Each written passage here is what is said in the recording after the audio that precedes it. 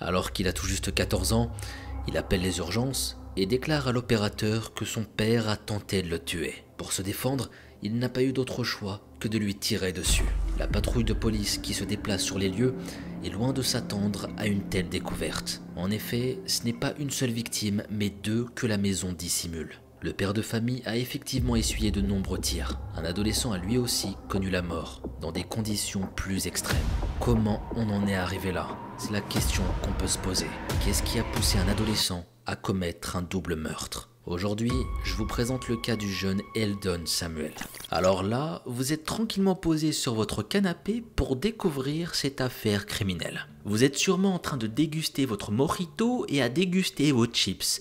Et je commence à vous connaître, bande de fourbes, vous êtes des gourmands. Et y a pas à discuter, vous êtes pire que moi. Bon, j'avoue que moi je suis un gros gourmand, mais vous êtes pareil. On est tous dans le même bateau. Bref, plus sérieusement, pendant ce temps-là, pendant qu'on est en train de regarder notre affaire criminelle, qui vous dit que notre enfant, enfin si vous en avez un, n'est pas en train de penser à des choses beaucoup plus sombres. Ouais, c'est un truc que je me demande.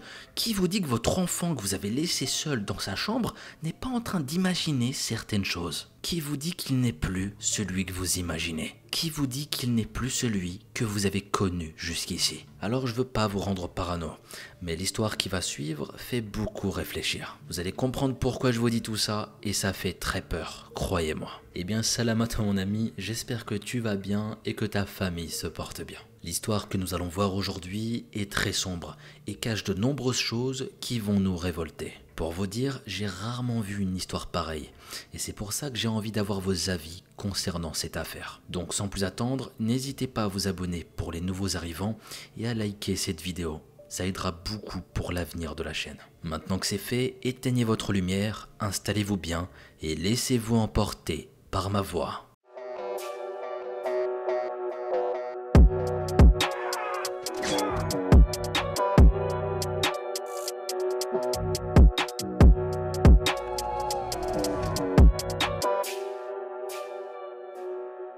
Notre histoire prend place aux États-Unis, dans la petite ville de Coeur d'Alene. La ville se trouve en Idaho, un état dans le nord du pays, à la frontière du Canada. Coeur d'Alene se situe dans la partie nord. On y recense un peu plus de 40 000 habitants et son aire métropolitaine au-delà de 100 000 habitants. La ville, fondée en 1878, tient son nom d'une tribu amérindienne. Coeur d'Alene est désormais un haut lieu du milieu touristique, en particulier pour les amateurs de montagne. Malheureusement pour nous, on n'est pas là pour une randonnée, mais pour nous concentrer sur une histoire très sombre qui s'est déroulée dans les environs. Eldon Gale Samuel est né en 1999 en Californie. Il est le fils de Tina et Eldon Samuel Sr. L'homme s'est auparavant marié avec Sherry Martinez en 1986. L'union prendra fin en 1997 après 11 années de mariage. Le couple a eu une fille qui se nomme Natasha. La seconde union a lieu en 1998.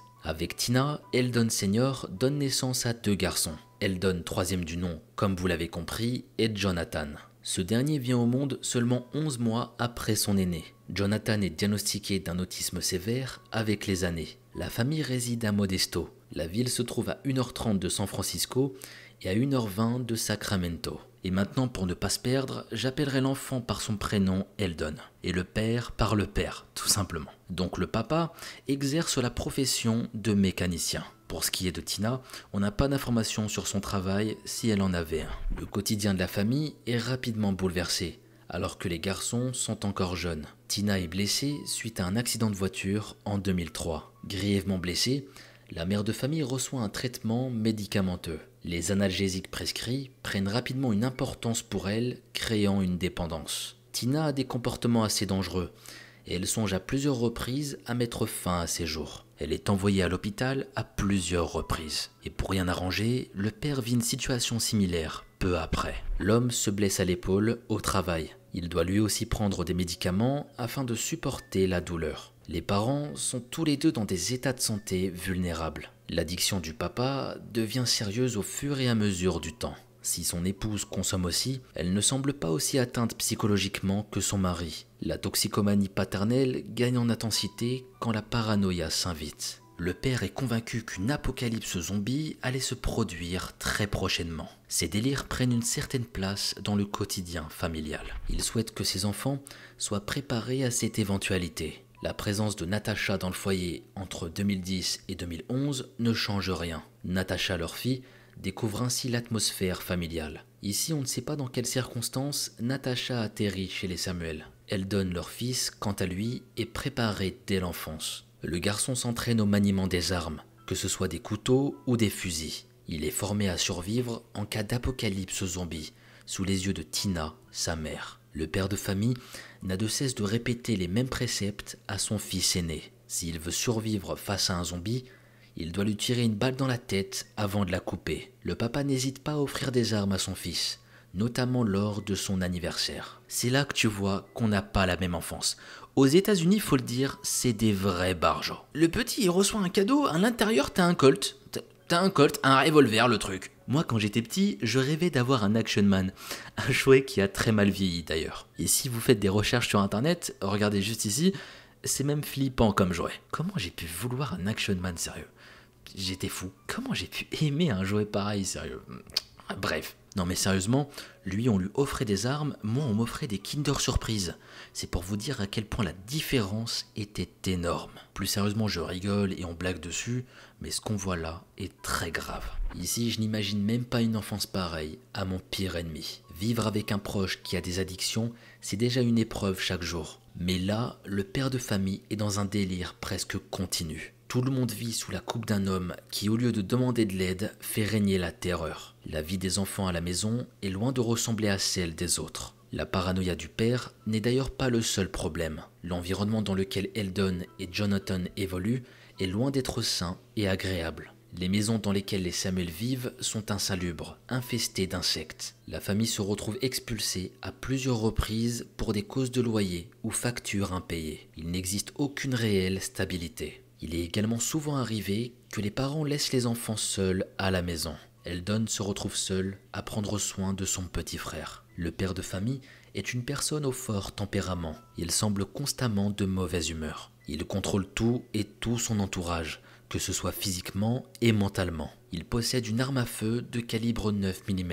à longueur de journée à sa ceinture. Eldon vit dans la violence constante. Son père lui fait découvrir les jeux vidéo. Mais on ne parle pas de jeux ludiques ici, plutôt de jeux de guerre type Call of Duty. L'aîné des Samuel n'a que 4 ou 5 ans à cette époque. Il devient aussi le témoin de scènes qu'aucun enfant ne devrait voir. Alors qu'il a 4 ans, son père verse un liquide inflammable sur le corps de sa femme. Le père menace de la brûler vive à l'aide d'un briquet. Il souhaite obtenir de Tina un chèque de dédommagement reçu suite à l'accident de voiture de cette dernière. Non mais après, avec un père pareil, comment tu veux que ça se passe bien, sérieux? C'était évident qu'au bout d'un moment, les choses allaient devenir de plus en plus sombres. 2 ans plus tard, le père de famille s'en prend une nouvelle fois à son épouse. Il se trouve au volant de son véhicule et roule intentionnellement sur Tina. Cette dernière s'en tire avec une clavicule brisée. À l'âge de 10 ans, la violence grimpe. Le père demande à son fils de participer à la torture qu'il fait subir à sa femme. Le père de famille pointe un pistolet au niveau de la tête de Tina. Il la conduit à une chaise et il l'attache à l'aide d'un ruban adhésif. Eldon est contraint par son père à uriner sur sa propre mère. C'est juste abominable. Et je ne voulais pas préciser jusque-là encore, mais le père de famille n'épargne pas ses fils. Eldon et Jonathan subissent également ces coups. De nombreux signalements sont faits auprès des services de protection de l'enfance. Eldon vit un calvaire chez lui depuis plusieurs années. Depuis qu'il a 4 ans, il voit ses parents se déchirer. Son père exerce les pires violences contre sa femme. J'imagine que des personnes extérieures au foyer ont dû entendre ou voir des scènes. Rien que l'épisode où il a renversé son épouse avec une voiture. Il y a également le pistolet que le père de famille possède. L'homme le sort à tout va et le pointe vers sa femme.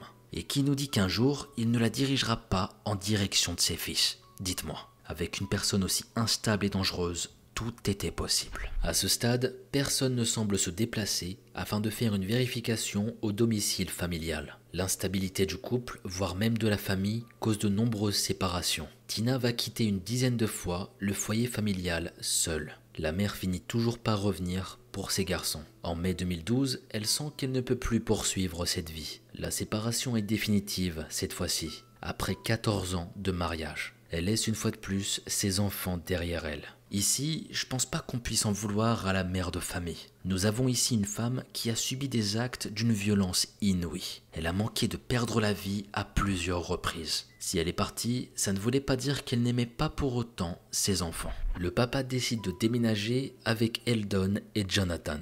Père et fils prennent la route également. Ils s'établissent dans l'état d'Idaho, dans le nord du pays. La maison qu'ils occupent appartient à l'organisme Saint-Vincent de l'Idaho. L'organisme vient en aide aux personnes et familles en difficulté. Il est alors admis que le père et ses enfants se trouvent dans une situation précaire. Maintenant que Tina n'est plus présente à la maison, c'était plus compliqué. Eldon, qui est scolarisé au Lakes Magnet Middle School, va souvent rater l'école. Son père l'empêche de sortir, donnant toujours pour prétexte l'apocalypse zombie. La maison a désormais les fenêtres barricadées. Le but est que les zombies ne voient pas ce qui se passe à l'intérieur. Eldon est battu régulièrement. Âgé désormais de 13 ans, il fait des visites de plus en plus régulières chez le médecin. L'adolescent souffre de beaucoup de choses. Il a des insomnies, des nausées, des migraines et aussi des troubles de la vision et de la congestion. Eldon est traité, mais ses soucis de santé perdurent. Mais rien n'alerte le milieu hospitalier ainsi que son entourage. L'adolescent est relativement isolé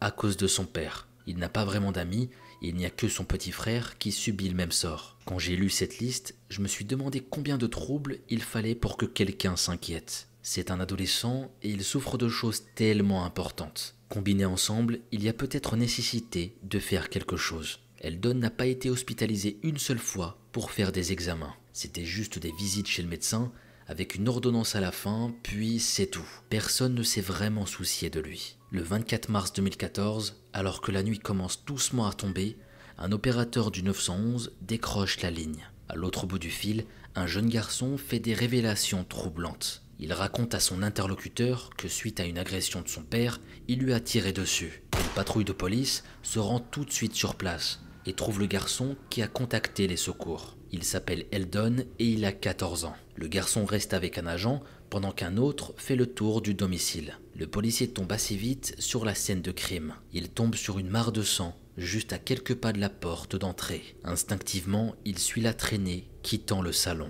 Maintenant, nous allons rentrer dans une zone sensible. Je vais décrire des éléments graphiques dans cette partie.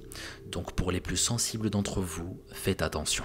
Le corps du père de famille se trouve étendu dans un couloir. Il a été atteint par plusieurs balles et baigne dans une mare de sang. D'après les premières constatations, l'homme n'est pas décédé sur le coup. Il s'est traîné jusqu'à une chambre toute proche. Celle-ci renferme le corps d'un garçon à peine plus âgé qu'Eldon. Il semble s'être réfugié sous son lit. Malheureusement, le meurtrier l'a retrouvé. La victime n'a pas été épargnée. Si son père a été tué par une arme à feu, le garçon a été massacré à l'aide de plusieurs éléments. Il a été violenté avec acharnement à l'arme blanche. La cruauté est telle que le corps est presque démembré. À l'extérieur, le policier et Eldon attendent le retour de l'autre agent. Après les premières questions d'usage, il est admis que le garçon va bien. Il n'a pas de blessure et il est également en pleine capacité de ses moyens. Au retour du premier agent, il est temps de contacter du renfort. La maison de famille doit être mise sous scellé et les premières preuves récoltées. Un tueur est en liberté. Eldon est placé dans le véhicule de patrouille et il est conduit au poste dans le but d'être interrogé. L'adolescent raconte ce qui s'est passé. La maison où a eu lieu le crime est fouillée. Ici, on peine à croire que 2 adolescents ont vécu entre ces murs. Les pièces sont obstruées par de nombreuses affaires. On parle de vêtements sales, de vaisselle à l'abandon et de déchets en tout genre. Les enquêteurs collectent de nombreuses boîtes de médicaments vides. Les surprises se poursuivent lorsqu'on réunit les armes présentes au domicile. Ces dernières sont éparpillées partout dans la maison. Elles sont diverses et variées, allant des armes à feu aux machettes, haches et armes de poing. La batte de baseball et le club de golf prennent ainsi une autre signification. Les munitions des armes à feu sont retrouvées dans un sac de sport, posé sur une étagère. La chambre d'Eldon comporte également des éléments intéressants. Il y a de nombreux jeux vidéo.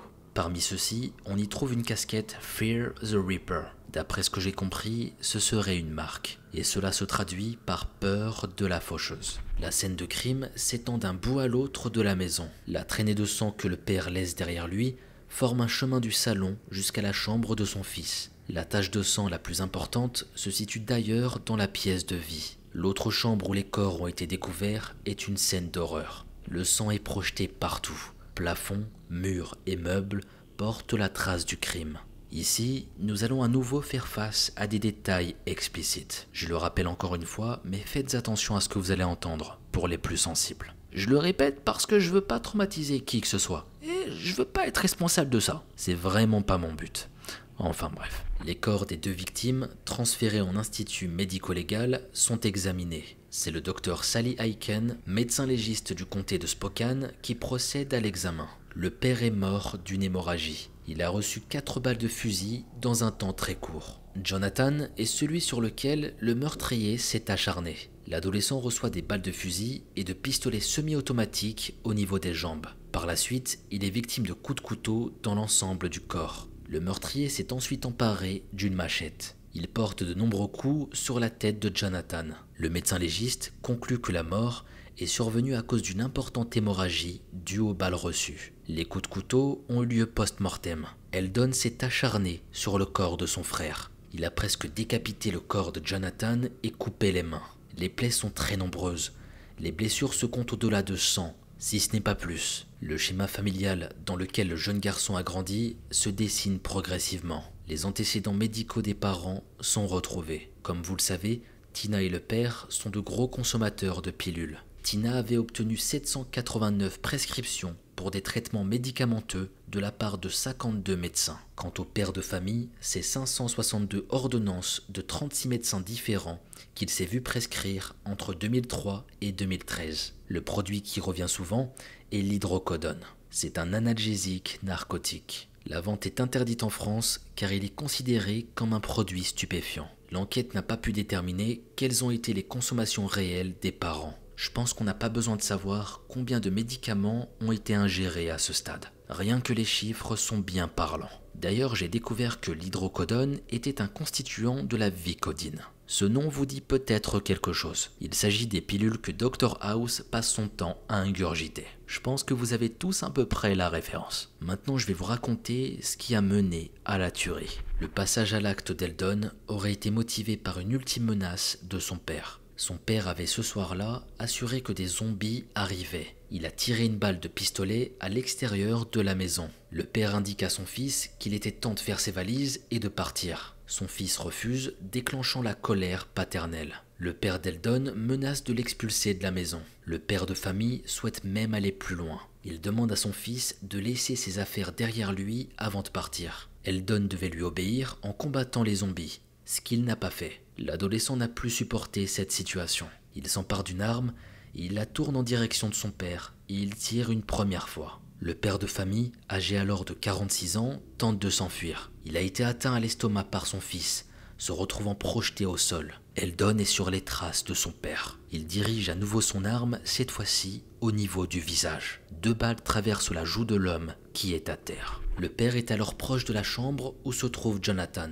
Quelques minutes plus tard, il ne bouge plus. S'il n'est pas déjà mort, il n'est plus en capacité de se défendre. Eldon ne laisse aucune place au doute. Le canon de son arme est collé à la tempe de sa victime. La 4e balle est projetée, s'assurant ainsi la mort de son propre père. Jonathan, qui est dans la chambre, a tout entendu. Le garçon a tout juste le temps de se cacher sous son lit. C'est le seul endroit où il peut finalement trouver refuge. Les fenêtres de la maison sont barricadées. Là, il n'y a pas d'issue possible. Son frère aîné est dans la pièce. Mais malheureusement, il n'est plus dans son état normal. Eldon s'est transformé. Il tire sur son frère à l'aide de 2 armes à feu. S'il avait déjà le fusil en sa possession, le pistolet s'est présenté sur son chemin. On ne sait d'ailleurs pas exactement pourquoi il a changé d'arme en cours de route. La maison des Samuel comprend de nombreuses armes disséminées un peu partout. Des idées ont dû lui passer par la tête en les voyant. Eldon prend 2 nouveaux outils pour s'en prendre à son frère. Ce dernier n'a pas le temps de se défendre.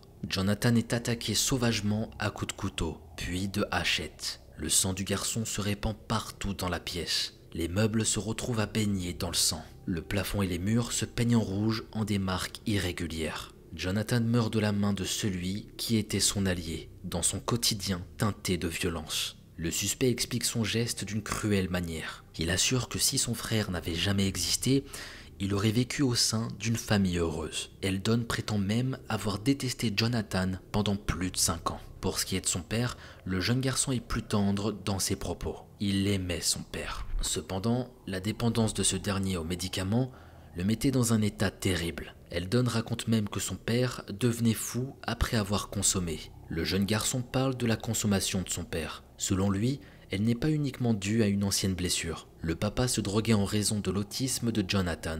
Le garçon de 13 ans est également blâmé pour le départ de Tina du domicile familial. Le père de famille a toujours été violent envers ses enfants. Même si Eldon l'aimait beaucoup, il n'excuse pas les gestes qu'il recevait de sa part. Après une énième salve de coups, l'adolescent s'était juré de se défendre. Si le père de famille s'en prenait à nouveau à lui, il retournerait la situation. L'adolescent conclut son témoignage. Il assure que tout ça est intervenu dans le cadre de la légitime défense. À la suite de toutes ces révélations, l'adolescent est placé en état d'arrestation. Au vu de la gravité de son crime, le jeune meurtrier sera jugé comme un adulte. Cette particularité est propre au code juridique de l'État de l'Idaho. Si la question se pose lors de nombreuses instructions, ce n'est pas le cas ici. Le procès du jeune accusé s'ouvre 2 ans après les crimes. Eldon est depuis les faits incarcéré dans une prison pour adultes. En raison de son âge, il est dans une unité d'isolement afin de ne pas côtoyer les autres détenus. Il fait face à des accusations de meurtre au 1er degré pour son frère et au 2e pour son père. L'adolescent est défendu par maître John Adams. L'homme tient à ce que le jury sache dans quel contexte son client a grandi. Après le récit dont je vous ai moi-même fait part, il met en avant l'isolement de l'adolescent. Depuis toujours, Eldon vivait dans une famille où on lui demandait de prendre un autre rôle que le sien. Enfant, il devait s'occuper de son petit frère, tandis que ses parents se droguaient et disparaissaient. Le père est ensuite tombé dans son délire apocalyptique, déchaînant davantage le quotidien. Eldon s'exprime au tribunal, face à la cour. Il assure dans un premier temps avoir complètement changé par rapport à l'époque des faits. Je ne suis plus la même personne qu'il y a 2 ans. Je me sens une nouvelle et meilleure personne. Plusieurs personnes se présentent à la barre des témoins, pour le compte de la défense. Depuis qu'il est incarcéré, Eldon ne fait pas parler de lui. Il est présenté comme un prisonnier modèle. L'adolescent suit une thérapie ainsi que son traitement à la lettre. Sérieusement, je vous pose une question ici.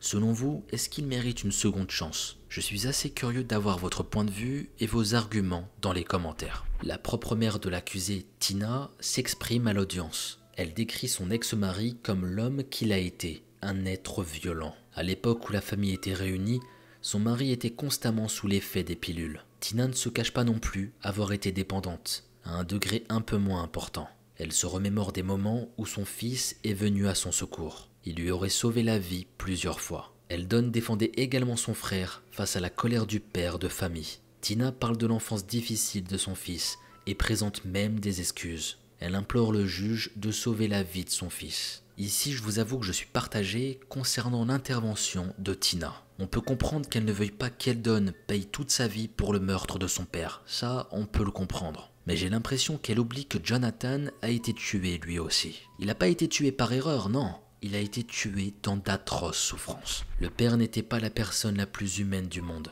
Mais Jonathan subissait aussi de la violence. Rappelons aussi que Eldon l'estimait responsable du malheur de la famille entière. Le procureur adjoint du comté de Cotton Eye n'est pas aussi confiant que l'avocat concernant le meurtrier. Il s'appuie sur le meurtre de Jonathan pour appuyer ses propos. Le meurtre du père était peut-être involontaire, mais la brutalité à l'encontre de Jonathan est sans appel. Par la suite, le verdict tombe. Eldon est condamné à une peine de 20 ans de prison minimum pour le meurtre de Jonathan. Pour ce qui est du meurtre de son père, la peine reçue est de 10 ans. Les 2 peines seront purgées en même temps. L'accusé a fait une demande d'appel, estimant que plusieurs erreurs ont eu lieu au cours du procès. Le tribunal a rejeté l'appel. De ce que j'ai lu, Eldon pourra retrouver la liberté en 2038. Il sera alors âgé de 36 ans. Il aura alors passé plus de la moitié de son existence en prison. Les lieux et les dates d'enterrement de ses victimes sont restés inconnus. Cela est certainement intervenu dans l'intimité de la famille. Je ne sais pas si Tina avait gardé contact avec ses garçons malgré la séparation avec son mari. J'imagine qu'aujourd'hui, elle est toujours en contact avec Eldon.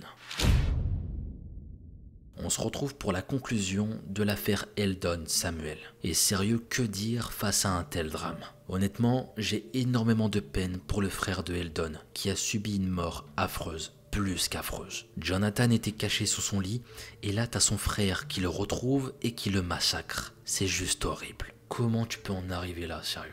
Faire ça à son propre frère. Eldon a vu le jour dans une famille normale au départ. Ses parents, son père et Tina, lui ont donné un petit frère, Jonathan, à peine 1 an plus tard. Mais la vie de famille a rapidement tourné au cauchemar. Alors qu'Eldon et son frère n'étaient que des enfants, leurs parents sont tombés tour à tour dans les addictions. La toxicomanie du père de famille a révélé une facette terrible. L'homme est devenu violent envers ses enfants et sa femme. Il se montrait d'ailleurs très violent et cruel envers cette dernière. Les scènes n'étaient malheureusement pas cachées aux yeux des enfants. Eldon s'est à de nombreuses reprises interposé pour sauver sa mère. Les années ont passé et Tina n'a plus supporté cette vie. Elle est partie en laissant les enfants derrière elle. Le père, lui, déménage avec ses garçons dans un autre état. Ce n'est que quelques années plus tard que la tragédie a frappé. Jonathan et son père ont été massacrés au domicile familial. Eldon s'est retrouvé être l'unique survivant. L'enquête a mis en lumière assez vite que l'acte n'avait rien à voir avec un tiers. Le fils aîné n'est pas le survivant, mais le coupable. Il est mis directement en état d'arrestation. Lors de son interrogatoire, il révèle qu'il a détesté son frère pendant plusieurs années. Eldon aimait son père, mais la violence dont il faisait preuve a scellé son sort. Le jeune garçon est revenu sur son témoignage au cours de son procès. Il assurait avoir changé et être triste concernant ses victimes. Sa mère Tina est revenue témoigner afin que la vie de son fils soit épargnée. Eldon a été condamné à 20 ans de prison, une peine moindre comparée à son crime. Ici, j'ai une pensée pour les victimes, enfin surtout pour Jonathan, parce que le père, n'en parlons pas. Donc comme je le disais, ma pensée va principalement vers Jonathan. Je me demande si le garçon a eu le temps de comprendre ce qui se passait. Son propre frère s'est déchaîné sur lui, et il est décédé à 13 ans. Je me dis que si les services sociaux avaient compris l'ampleur de la situation chez les Samuel, ils seraient peut-être encore en vie aujourd'hui. J'attends vos avis concernant cette affaire dans les commentaires. Et dites-moi si Eldon a le droit à une seconde chance, oui ou non selon vous. Maintenant, sans plus attendre, on passe à notre histoire bonus. Je sais que je vous le dis souvent, mais je tiens tout de même à vous prévenir que l'affaire dont je vais vous parler est l'une des plus atroces, des plus horribles que j'ai pu traiter. Tout comme l'affaire Gabriel Kuhn que j'ai réalisée il y a quelques mois, elle se déroulera au Brésil. Et autant vous dire que dans les pays latinos, c'est des fous furieux. Les crimes dans ces pays sont d'une cruauté qu'on ne peut même pas imaginer. Je veux pas être là à cibler un pays en particulier ou quoi, mais il faut le dire, les pays latinos, vous êtes des malades. Vous allez comprendre pourquoi je dis ça. Et je peux vous dire qu'à côté de ça, les États-Unis et l'Angleterre, c'est soft. Enfin, soft. On se comprend. Moi, soft, peut-être pas non plus, Mogo. T'abuses un petit peu là, mais... Non, tout ça pour vous dire que c'est tellement choquant que... vous allez voir, vous allez comprendre. La mort de notre victime du jour a d'ailleurs été filmée et diffusée à travers différents réseaux sociaux et elle est encore facilement trouvable. D'ailleurs, je vous déconseille fortement de faire des recherches avec son nom afin de ne pas tomber sur du contenu que vous ne souhaitez pas voir et qui pourrait vous hanter. Et je le répète, je sais que l'humain aime faire le contraire de ce qu'on lui dit. C'est toujours ça. Mais pour votre santé mentale, ne le faites pas, je vous aurais prévenu. Je vous ai prévenu, ne le faites pas. Et je vous vois venir dans les commentaires certains. Ouais, mais le fait de dire le contraire, je sais pas quoi. Ne le fais pas. Et viens pas me dire dans les commentaires, oh j'ai regardé les images, etc. Je suis choqué à vie. Non, non, non, tu le fais pas. Je t'ai dit de ne pas le faire. Ne le fais pas. Après, chacun est responsable de ses actions. Même moi qui ai réalisé cette affaire et qui vous la raconte en ce moment même, j'ai même pas regardé les images. Au bout d'un moment, il y a des choses qu'on ne devrait pas voir. Et là, clairement, ça en fait partie. Bref, maintenant que je vous ai averti, il est temps de rentrer dans le vif du sujet. De tout temps, les gangs ont fasciné autant qu'ils ont terrifié. Et généralement, une fois que tu as franchi la porte de leur groupe, tu peux pas en sortir. Ou plutôt, tu peux pas en sortir vivant. Ça fait peur, mais c'est la triste réalité. Si je vous parle de ça, c'est que justement Deborah Bessa va se prendre cette réalité en pleine face. C'est bien connu, si tu rentres dans un gang, tu peux pas en ressortir aussi facilement. La jeune femme de 19 ans, maman d'un petit bébé, sera en effet retrouvée morte dans un bois dans d'atroces circonstances. La barbarie de cet assassinat secourra le Brésil, pourtant habitué à de grosses violences dans le pays. Une fois n'est pas coutume, c'est presque par la fin que nous commencerons cette histoire. En effet, pour des motifs que vous comprendrez par la suite, très peu d'informations personnelles ont été filtrées concernant la victime du jour. C'est probablement la raison pour laquelle très peu de vidéos ont été consacrées à la jeune femme. Néanmoins, au vu du destin tragique qu'elle a connu, je trouve qu'il est important d'évoquer les circonstances ainsi que la dynamique qui a conduit à cet acte ignoble. De plus, c'est aussi pour moi une occasion de traiter d'un cas où le profil des protagonistes est assez particulier, et vous comprendrez pourquoi. J'ai hâte d'avoir vos retours, et quoi qu'il arrive, je vous demanderai d'être respectueux. Dans cette histoire, nous n'avons que des miettes concernant le contexte et le passif. Malgré des recherches très poussées, ça n'a pas été facile, je peux vous le dire. La vie privée de la disparue et de ses proches reste un mystère. Tout ce qu'on peut dire concernant Deborah Freitas Bessa, c'est qu'elle est née au Brésil en 1998 et que sa mère se nomme Irlanique Freitas. Elle est la maman d'un jeune garçon dont l'âge oscille, d'après les sources au moment des faits, entre 1 an et 8 ans. Cependant, en 2018, année de sa mort brutale, elle n'est âgée que de 19 ans, et les photos d'elle retrouvées avec son enfant ne montrent qu'un bébé. Il y a donc de bonnes chances de penser que son fils était plus proche du stade de nourrisson. Elle a également une sœur un peu plus âgée qu'elle, 2 ans exactement, qui se nomme Sara Freitas Bessa. Là aussi, il est impossible de savoir si les deux femmes ont grandi dans un environnement sain, avec des moyens décents ou non. Néanmoins, les maigres informations que j'ai pu récupérer au sujet de Deborah Bessa évoquent qu'elle avait rejoint un gang durant son adolescence. De plus, en connaissant l'atmosphère dont la violence n'a d'égal que la pauvreté de certains quartiers, il y a fort à parier que son enfance a été très dure. Parce que là, franchement, difficile de croire que quelqu'un qui ne manquait de rien puisse rentrer dans un gang, dans une telle organisation. Faut être complètement fou pour rentrer dans ce genre de groupe si dans ta vie tout va bien. Donc là, je pense qu'on peut un peu s'avancer et dire qu'elle n'était pas très bien dans sa vie. Pauvreté et tout ce qui s'ensuit. Le Brésil est depuis des décennies confronté à des niveaux élevés de violence et de criminalité qui semblent croître année après année, et en particulier dans certaines régions urbaines. Et le cas traité aujourd'hui ne va malheureusement pas aller à l'encontre de la réputation dont souffre le plus grand pays d'Amérique du Sud. Bref, pour en revenir à l'affaire Deborah Bessa,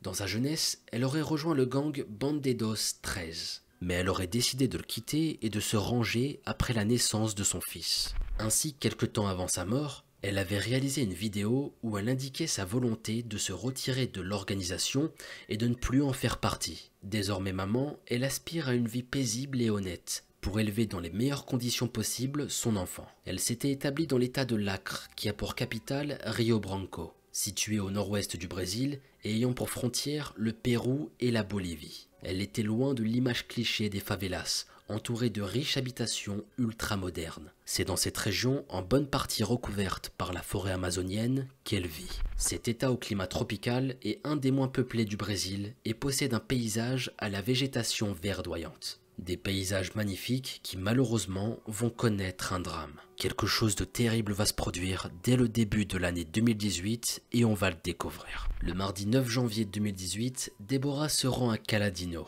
C'est une ville proche de Rio Branco, capitale de l'Acre, évoquée un peu plus tôt. À nouveau, 2 informations contradictoires sont apparues ici, donc il est difficile de démêler le vrai du faux. Par souci de transparence, je vais donc vous fournir les deux. Je vais vous donner mon avis, mais libre à vous de choisir ce qui vous semble le plus crédible. D'après Sarah, sa sœur, elle était partie en mototaxi pour voir son fils. Mais là, elle aurait été kidnappée par hasard durant un cambriolage par des membres d'un gang rival l'ayant reconnue. D'après d'autres sources impliquées dans son meurtre, un guet-apens lui aurait été tendu sous prétexte de lui procurer de la drogue et son enlèvement était prémédité. Pour ma part, j'ai un peu de mal à croire au fait que Deborah ait pu se trouver là par hasard. De plus, le père de son fils n'est jamais évoqué, et je pense donc qu'elle s'en occupait seule, et jamais Sarah n'a mentionné de proches vivants dans le secteur. Cependant, les zones d'ombre étant très nombreuses dans cette affaire, il est difficile de savoir quelle est la raison réelle de sa présence à cet endroit ce jour-là. Bref, peu importe les motifs pour lesquels Deborah se trouvait là, elle était désormais entre les mains d'un gang rival, de son ancienne affiliation, le Commando Vermelho, plus couramment appelé le gang CV ou CVRL. Et le fondateur de ce gang, c'est Rogerio Lemgruber. Il est à la tête de l'un des cartels criminels les plus puissants et les plus influents du Brésil.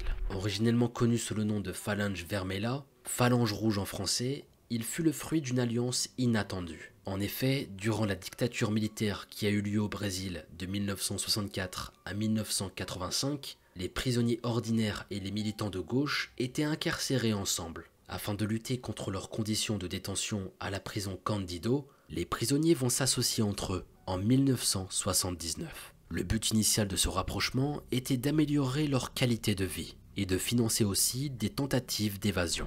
Malheureusement et très rapidement, ce groupe usera de tous les moyens et n'hésitera pas à faire usage d'une violence extrême pour obtenir de l'argent et étendre sa domination, passant par des braquages de banques, de bijouterie, trafic de drogue, guerre de territoire, et ça provoquera des milliers de morts. C'est ainsi que le gang CV, qui avait au départ des motifs et procédés discutables, deviendra un vulgaire gang avide d'or et de pouvoir. Un gang terrifiant imposant son règne par la force et la terreur. C'est un gang qui prendra tellement d'ampleur qu'il va s'élargir dans d'autres états brésiliens tels que Bahia, Mato Grosso, Rio Grande, do Norte ou Acre où se déroule notre histoire. Maintenant que vous avez davantage de contexte, il est temps de revenir à l'histoire du jour. Donc je le rappelle, Deborah se fait kidnapper par un gang. Elle est alors emmenée par des membres de cette organisation à l'extérieur de la ville, à l'abri des regards, dans une zone aux allures de forêt tropicale. Vêtue d'un crop top jaune et d'un short en jean,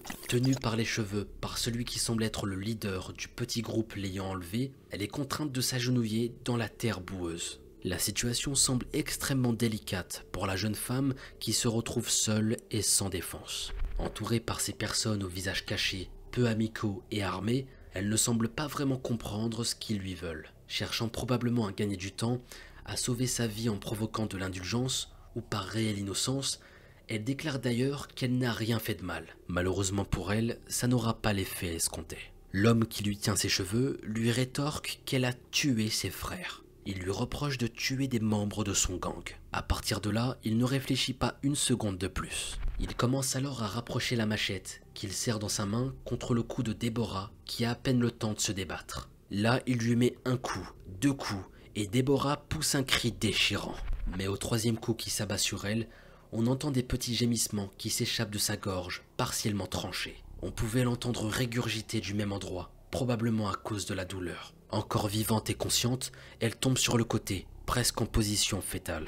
L'homme à la machette poursuit sa sombre besogne, tandis que un de ses acolytes la poignarde au thorax et à l'abdomen avec un couteau de cuisine. Les coups pleuvent, et malgré la violence dont fait preuve ses agresseurs, l'agonie de la pauvre Deborah va durer de longues secondes, puisque son corps continue à réagir à chaque impact. À force de convulser, la pauvre femme se retrouve désormais couchée sur le dos. Et ses souffrances prennent fin lorsque l'homme à la machette parvient à la décapiter entièrement. Là, vous êtes probablement en train de vous demander comment on connaît tous ces détails. Eh bien, la réponse est aussi immonde que dramatique, mais très représentative du fonctionnement des gangs. En effet, ce crime sordide a été filmé et diffusé dans différents réseaux sociaux. Cette vidéo d'1 minute deviendra par la suite virale et est considérée comme l'une des pires du genre. C'est la raison pour laquelle je vous ai prévenu dès le début de ne faire aucune recherche concernant Deborah Bessa. L'enregistrement est toujours présent sur internet et facilement trouvable. Donc une dernière fois, préservez votre santé mentale. Les images sont très choquantes. Dans cette vidéo, on peut d'ailleurs entendre son meurtrier l'appeler Bichot, qui signifie bestiole. Il lui demande de bien regarder la caméra avant de commencer son horrible besogne. La raison de toute cette mise en scène est extrêmement simple et jette une lumière crue sur les pratiques des cartels. Ces derniers ont bien compris l'importance des réseaux sociaux pour recruter leurs nouveaux membres et n'hésitent d'ailleurs pas à les alpaguer en parrainant des associations de quartier. Cependant, si cet outil peut s'avérer très intéressant pour attirer des jeunes dans leur filet, c'est également un moyen pour eux de diffuser des crimes odieux et barbares afin de faire peur à leurs rivaux et intimider leurs dissidents. Pour en revenir au cas précis de Deborah Bessa, une fois sa tête séparée du reste de son corps, l'homme à la machette va ensuite l'exhiber fièrement face à la caméra. C'était probablement une façon de prouver qu'il avait bien fait son travail. Il voulait montrer qu'elle était bien morte et que la pitié et la miséricorde n'avaient pas de place dans ce monde. Oui, on a affaire à une pourriture de la pire espèce. Sa démonstration réalisée, il la jette alors comme un vulgaire déchet, auprès de la dépouille encore chaude et recouverte de sang de sa victime. Il est ensuite rejoint par 2 autres membres du groupe, au visage également caché, dont l'un est celui ayant poignardé Deborah pendant qu'il la décapitait. Les 3 hommes qui apparaissent sur la vidéo mentionnent à de nombreuses reprises le commando Vermelho, sous-entendant agir en son nom. Dans les jours qui suivent, cet enregistrement d'une cruauté sans nom est diffusé sur internet, notamment via WhatsApp, et il marquera à jamais ceux qui l'ont vu. Malgré l'horreur que cela représente, ça aura au moins un effet positif, puisque ça facilitera la tâche des enquêteurs par la suite. Inquiets de la disparition de Deborah, les proches ont rapidement commencé les recherches. Ils ont été alertés par téléphone que la jeune femme avait été tuée. Les informations communiquées leur indiquaient qu'elle avait été enterrée non loin du quartier de Calandino. L'après-midi du 13 janvier 2018, la famille de Deborah découvre son corps démembré. Le corps était à moitié enterré près d'une zone forestière, et plus précisément situé au bout de la Rua Chapecowens. Regardez-moi ce nom, je sais pas si je le dis bien, mais j'essaie en tout cas.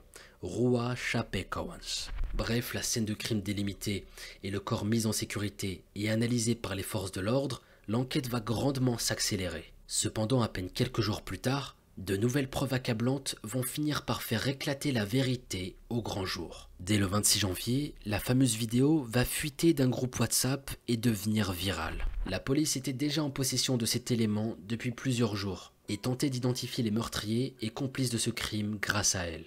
Néanmoins, c'est grâce à un des jeunes impliqués dans cette affaire que les noms vont tomber. Ce n'est pas moins de 5 personnes qui ont assisté ou participé à la mort de Deborah Bessa. Les 3 gangsters qui apparaissent devant la caméra, une femme qui filme la scène atroce et un 4e homme qui ne se montre pas. C'est ce dernier qui se rendra à la police dès que la vidéo fuitera. Il le fera sous la pression de ses parents, lui conseillant de tout avouer s'il a fait quelque chose de mal. S'il le fait, ça permettra de remonter la piste plus rapidement. Comme quoi on peut faire ce genre de choses et toujours avoir une conscience, apparemment. Enfin bref. Grâce au témoignage de ce jeune homme âgé de 17 ans ainsi que la vidéo réalisée lors du meurtre de Deborah Bessa, les coupables vont être identifiés. Pour une fois, les procès vont avoir lieu rapidement, dès le jeudi 23 mai 2019. Soit environ 1 an après qu'un jury populaire se réunira pour délibérer. Malheureusement, et comme vous devez sûrement le voir venir, pour tous ceux qui ont vu ma vidéo sur Gabriel Kuhn, les sanctions ne vont pas être à la hauteur du crime. Mais alors, pas du tout. Je sais déjà que vous allez être énervé derrière votre écran, et que beaucoup d'entre vous vont être choqués de la clémence brésilienne. Néanmoins, gardez en tête que chaque pays fonctionne avec ses propres lois. Je sais, c'est dur, mais on va essayer de ne pas les juger les bougres. Ouais. Bref, comme indiqué précédemment, sur les 5 personnes ayant été impliquées dans le meurtre de Deborah, seuls 2 vont comparaître devant ce jury. L'homme à la machette André de Souza Martins, 28 ans au moment des faits, ainsi que Luciel Souza do Nascimento, la femme âgée de 18 ans qui a filmé la scène. Et concernant les autres, vous allez me dire, l'individu qui a poignardé la jeune maman pendant que son complice la décapitait. Qu'est-ce qu'il va avoir, lui? Est-ce qu'il va être jugé, oui ou non? C'est aussi la question que je me pose, rassurez-vous. Eh bien, les 3 autres étant mineurs, et respectivement âgés de 17 à 16 ans, il n'est nul fait par mention d'un procès ou d'une peine, si ce n'est qu'ils devront se confronter à une mesure socio-éducative. Au vu de la législation en vigueur au Brésil, il est impossible de connaître leur identité et de savoir s'ils ont échappé à une véritable condamnation, ou s'ils ont également été jugés, mais que l'information est tenue secrète. Compte tenu de la gravité de cet acte, et malgré qu'ils soient jeunes, je pense qu'à 16-17 ans, ils en avaient bien conscience et ils méritent d'être enfermés. Tu peux pas commettre de telles atrocités et t'en sortir aussi facilement, c'est pas normal. Là, je le rappelle, on est sur quelque chose de très grave, une décapitation. Un meurtre filmé d'une cruauté et d'une barbarie sans nom. Donc tu peux pas être impuni après avoir fait tout ça. Revenons-en à André Souza Martins. Il a reconnu avoir été l'auteur du meurtre de Deborah Bessa et ne pas avoir agi pour le compte du commando Vermelho. Il prétend que son crime avait pour seul but de venger l'assassinat de son frère. Moi, j'ai l'impression qu'il a plutôt peur des représailles. Parce qu'imaginez qu'ils disent que c'était vraiment pour lui. Il risque très gros. Et là, à ce stade, ce serait pas de la prison qu'il risque, mais bien une vengeance. Donc pour moi, ça sent le mensonge. Il prétend que son crime avait pour seul but de venger l'assassinat de son frère en 2013, dans lequel il estimait que Deborah était impliquée. Là, on ne sait pas s'il dit vrai.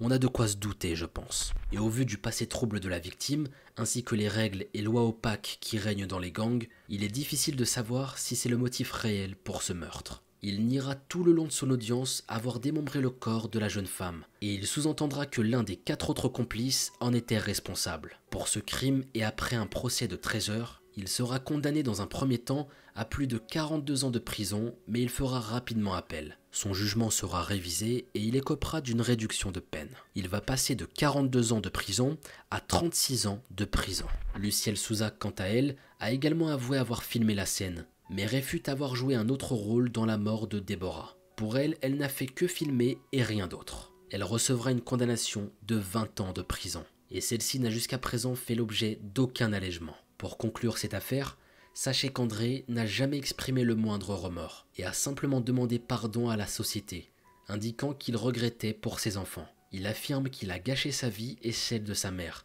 mais que Déborah n'était pas une sainte. Et voilà comment se termine l'affaire Déborah Bessa. L'histoire d'une jeune femme filmée tandis qu'elle est décapitée et poignardée. Elle était là agonisant de longues secondes entre les mains de ses bourreaux. Elle fait partie des affaires les plus trash qui m'a été amené de vous présenter. C'est là que je me dis que l'humain est complètement ravagé parfois. Dans cette vie, tu peux tomber sur des individus qui n'en ont plus rien à faire, plus rien à foutre. Ces gens-là, ils ont aucune pitié. Tu tombes sur eux, il peut tout arriver. Cette jeune maman avait décidé de se ranger pour offrir une vie plus saine à son enfant, mais ses espoirs ont rapidement été brisés. Alors oui, je suis d'accord, elle avait un passé plutôt sombre, dans un gang avec des délits et peut-être encore plus des meurtres qui sait, ou peut-être qu'elle n'était qu'une petite main dans l'organisation à laquelle elle appartenait. Il est impossible de savoir réellement ce qu'elle a fait exactement. C'est assez frustrant parce que cette affaire a beaucoup de zones d'ombre. On n'a pas tous les détails qu'on aurait aimé savoir parfois. Mais peu importe ce qu'elle a fait avant, est-ce qu'elle méritait de vivre tout ça? De subir tout ça? Et aussi, il est important de noter qu'elle était arrivée à un stade de sa vie où elle était déterminée à laisser tout derrière elle et à devenir une meilleure personne. Dans cette affaire, comme je l'ai dit, beaucoup trop de zones d'ombre entourent le passé de Déborah ainsi que les actes qu'elle aurait ou non commis. Et c'est une des raisons qui rend cette affaire si compliquée. Il est aussi bon de se rappeler que si dans le cas de cette jeune femme, il a été confirmé qu'elle a bien fait partie d'un gang, des victimes innocentes ont également connu des morts atroces aux mains de tels cartels. Pour ma part, je veux bien croire que Déborah n'était pas toute blanche, et que elle aussi avait commis des actes sous l'obligation de ses supérieurs, voire des exécutions. Rentrer dans de telles organisations vous change à tout jamais. Vous êtes obligé de faire certaines choses, et dans la plupart des cas, vous ne trouverez plus jamais la paix. Comme dit au début de vidéo, Déborah avait un profil très particulier. Elle est certes victime dans l'histoire, mais faisait tout de même partie d'un gang. Je vais aller loin dans ce que je vais dire, mais c'est comme avoir de l'empathie pour un tueur qui va finir par se faire tuer. On est un peu dans ce cas de figure ici, c'est assez particulier. Bref, j'aimerais beaucoup avoir votre avis concernant cette histoire et le destin tragique de Déborah Bessa. Comme d'habitude, j'ai hâte de vous lire. Et j'ai une pensée particulière pour les proches de la victime qui aujourd'hui sont en deuil. Et aussi pour son fils qui devra grandir sans elle alors qu'elle avait tout abandonné pour lui. Je leur souhaite beaucoup de courage, qu'ils puissent se reconstruire et retrouver la paix. Maintenant, il est temps pour moi de vous laisser, mes chers amis. On dirait que je suis en train de faire des adieux, alors que vous allez voir ma grosse tête la semaine prochaine. Vendredi, 17 h, ça ne change pas. Bref, maintenant que c'est terminé, j'ai envie que tu te fasses plaisir ce soir. Tu sais quoi, on va faire un truc. Commande-toi le truc que tu préfères et tu penses à moi et tu regardes des anciennes vidéos, tu vois. Ouais, tu te mets bien. Petite pizza ou je sais pas, ce que tu aimes, tu vois. Des sushis, des... Moi perso, j'ai du mal à choisir. J'aurais pris les deux, tu vois, sushi, pizza. Le mélange est bizarre, mais j'aime les mélanges bizarres. Je suis un gros morphale, ne l'oubliez pas. Et si vous commandez des bons petits trucs, n'hésitez pas à me le partager sur mon Insta Mogota-sama, que je vous mets juste ici là. Suivez-moi, partagez tout ça et je vous repartage derrière. Et moi je suis un grand fou de la bouffe, donc partagez-moi ce que vous allez manger aussi. Sur ce, quant à nous, on se dit à très vite pour une nouvelle vidéo, c'était Mogota.